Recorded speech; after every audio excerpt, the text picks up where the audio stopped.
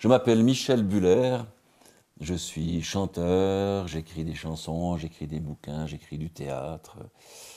Et j'ai décidé de soutenir la Journée internationale du refus de la misère du 17 octobre parce que je trouve honteux, intolérable, insupportable que dans notre pays qui regorge de richesses, où il y a des gens immensément riches, ils ne savent plus quoi faire de leur argent, je trouve honteux que des personnes soient encore contraintes de vivre dans la misère. Je prête ma voix à Monsieur F, une personne vivant dans la misère à Renan.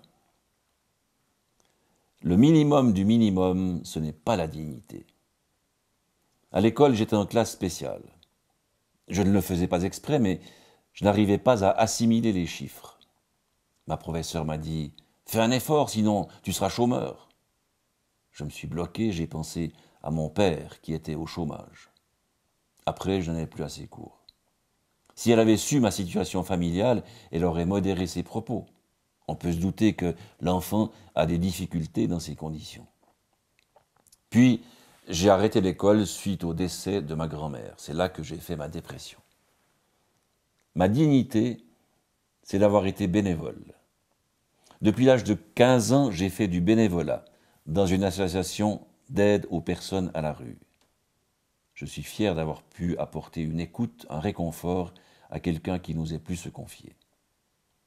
J'ai été inscrit à l'assurance invalidité, à l'AI. Puis j'ai travaillé dans des ateliers protégés. Je cherchais à garder un rythme de vie, à me lever le matin, à prendre ma douche, partir au boulot, m'occuper la journée, ne pas rester à la maison à regarder la télé. J'attendais de la reconnaissance. Dans le premier atelier, c'était toujours le même travail de mise sous enveloppe.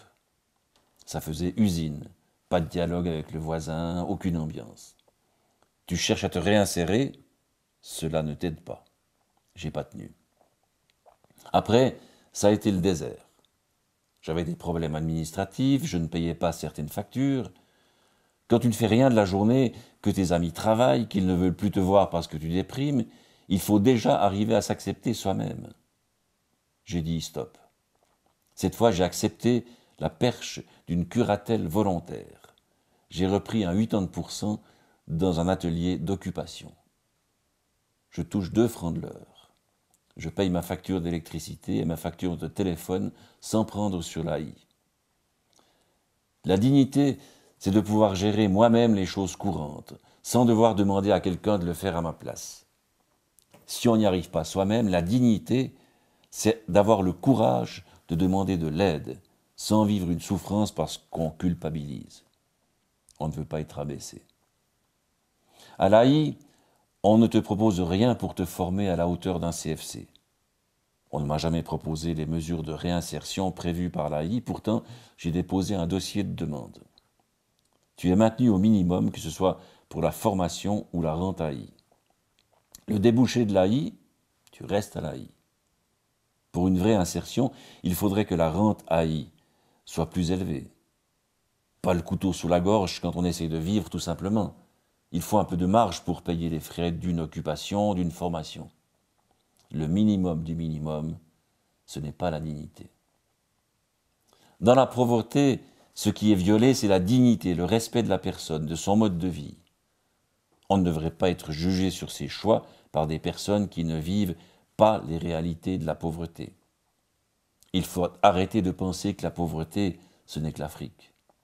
On dit que la Suisse est le pays le plus développé au niveau social, mais quand tu te frottes au système, tu ne peux pas t'en satisfaire.